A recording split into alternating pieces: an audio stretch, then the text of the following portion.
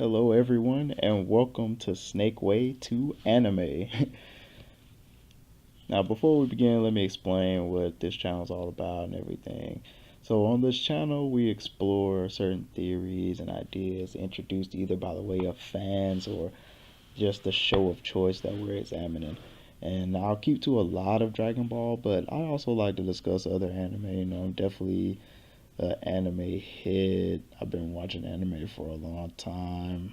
Uh, and the first anime I literally did watch was Dragon Ball, the old Kid Goku Dragon Ball. So yeah, just I had to make Dragon Ball the center focus of my channel, but we will definitely be discussing other anime as well on here. That's why it's Snake Way 2 anime. I just thought it fit that anyway. But yeah, so when I'm here, what I like to do here is I like to just go over some of my theories and how I think the anime is going or what trend is following or whatever, and just get into some really deep conversations about my favorite characters and everything because anime has just shaped my life a lot. And so I also like to hear what you guys think. I like to hear what you guys like to say and like to talk about. So if you like the debate, if you don't, if you disagree with some things, then just go down and leave a comment, and I'll try and get back to you, and we can really go into it because I live for that. I love to discuss the different aspects of anime and especially Dragon Ball. So without further ado, let us go ahead and dive into it, and let's get down to the topic for today. So for today, we'll discuss just how Goku attained Ultra Instinct and how he came to master it in the midst of battle when it's made clear that this is an easy task, even for the gods of destruction.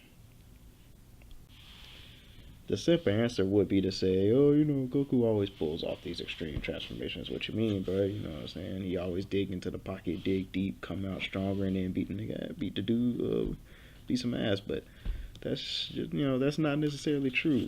As a matter of fact, there's only one time Goku really above everything and all obstacles hit a transformation in the midst of battle. We are all being pushed to his physical limit. And that was his first transformation into Super Saiyan. All the other transformations, Super Saiyan 2, Super Saiyan 3, not really pressure situations where he had to change. So first, we should look at what we know of UI in order to, really go into it and dissect it. And for the people who kind of new to Dragon Ball, haven't really watched the episodes over and over again like I have. Ultra Instinct is introduced more as a technique than an actual transformation at first. It's first used by Beerus when he fights Goku on King's Kai planet. This is something I found out then it is suggested more as something attainable by Whis while training Goku and Vegeta on Beerus's planet.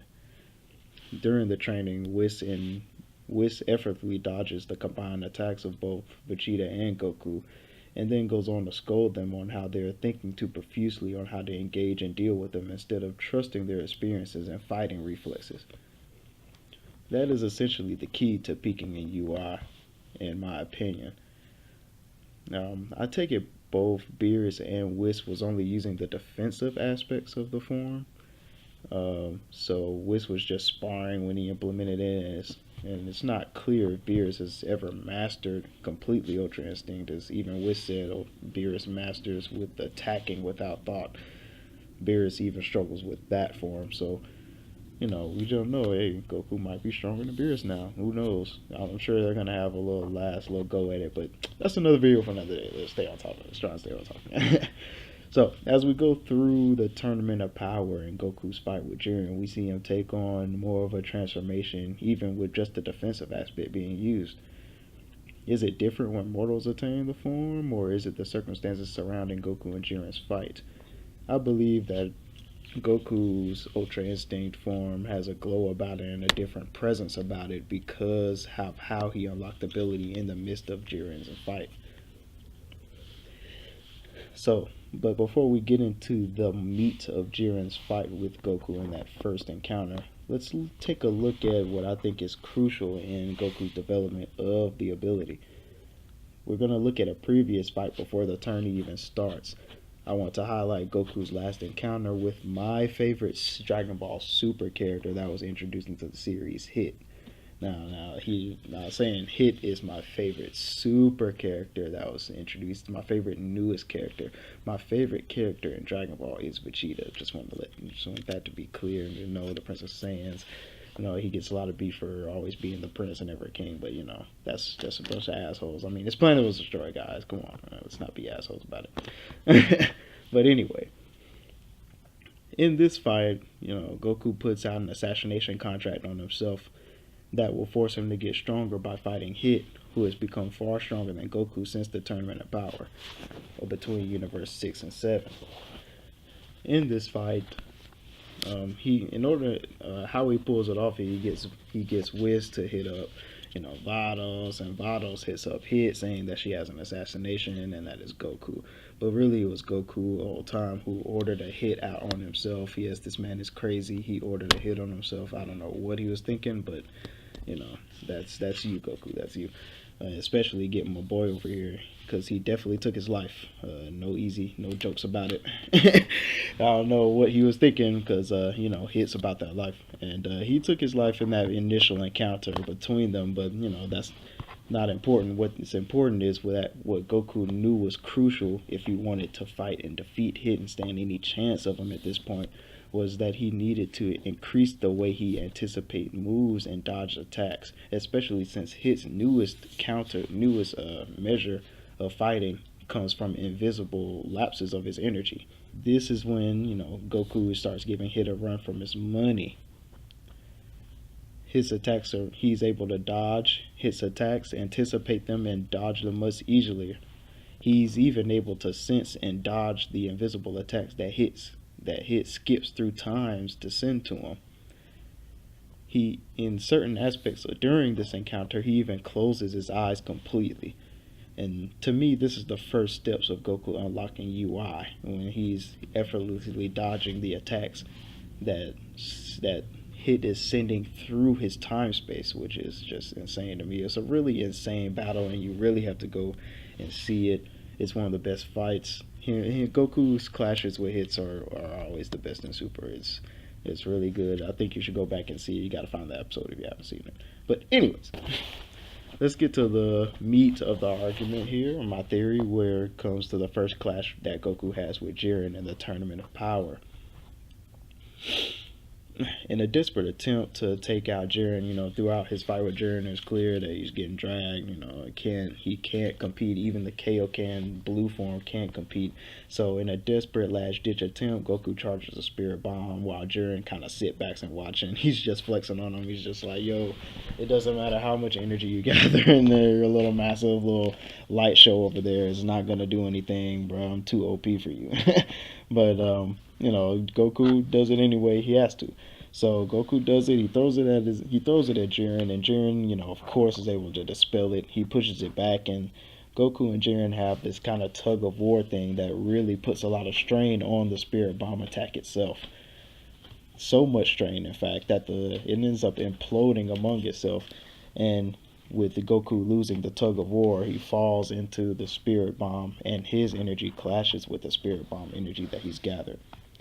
This is where my theory comes into play.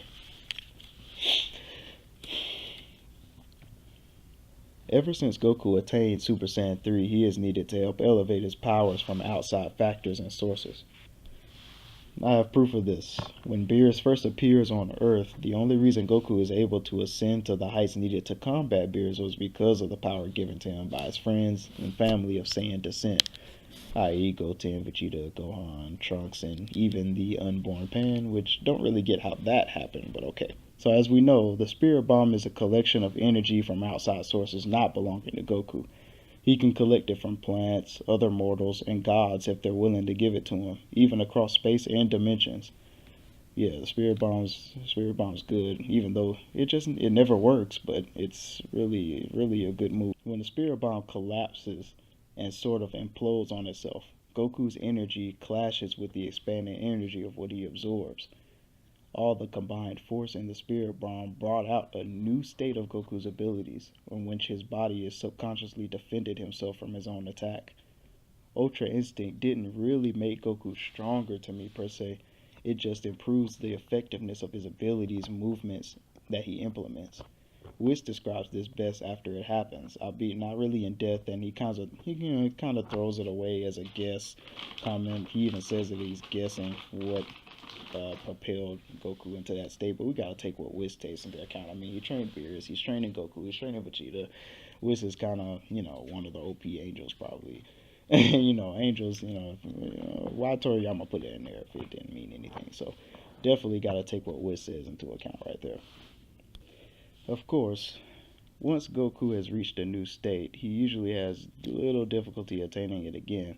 So now we'll go into how he, mastered it, and it's really due to his fight with and his strategy with Khalifa and Kale to bring them to the peak of their powers. And Khalifa and Kale are two dope ass little female Super Saiyan warriors that I really liked that they introduced female Super Saiyans is something that I think the fan base, I've definitely heard it from other people who enjoy Dragon Ball, that they would like to see a female Super Saiyan, and we finally get two, and one of them is a Brawly incarnate of something. It was just awesome seeing that. Kale, it's just awesome seeing her tap into Brawly powers and seeing that rampage going on again. It was insane.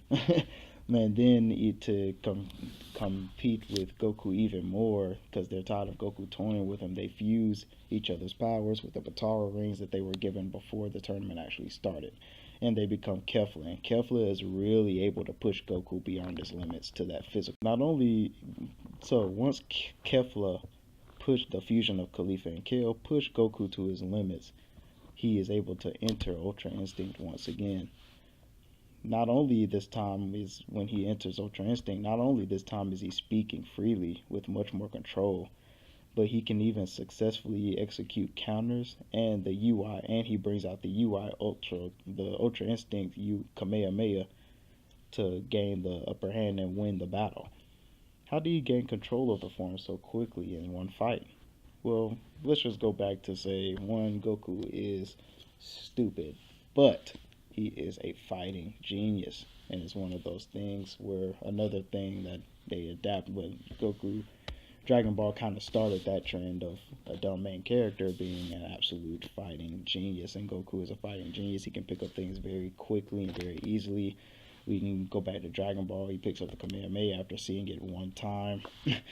It's just things like that. You know how that goes. He's able to do that. But not only that, but Kefla was also the perfect opponent for Goku to, ascend and really train with because of her Saiyan descendants. He's a more experienced Saiyan. He's used to fighting under these circumstances. And Kefla is made of two little girls. I mean, they're still kids. They have much less experience than Goku.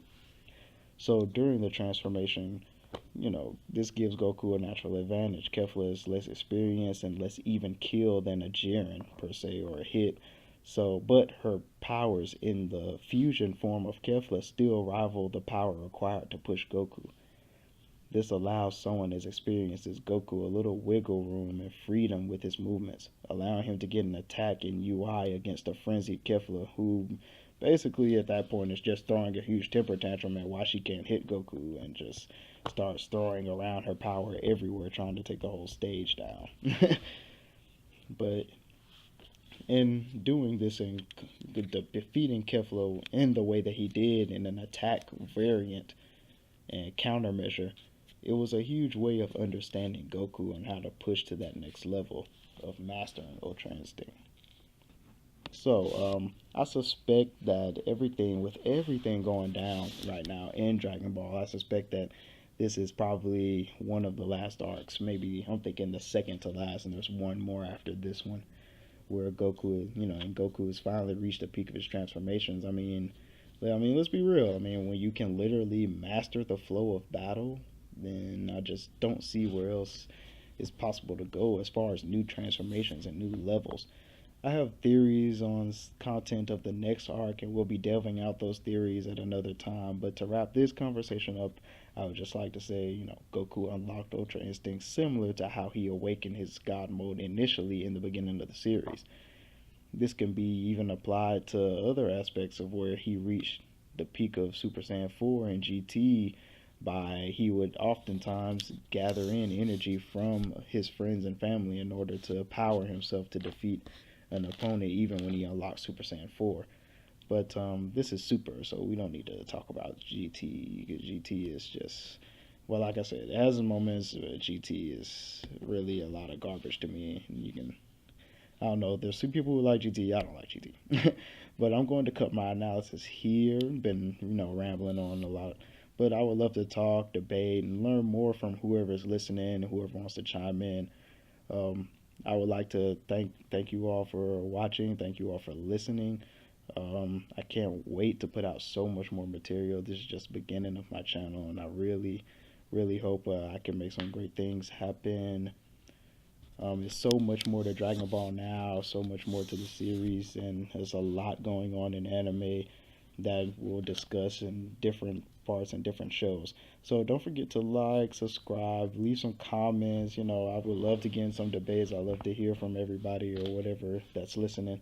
And I will see you in the next installment of Snake Way into Anime. We will probably throw some Hunter in there next, but we'll definitely talk about Dragon Ball again real soon. All right, thank you guys.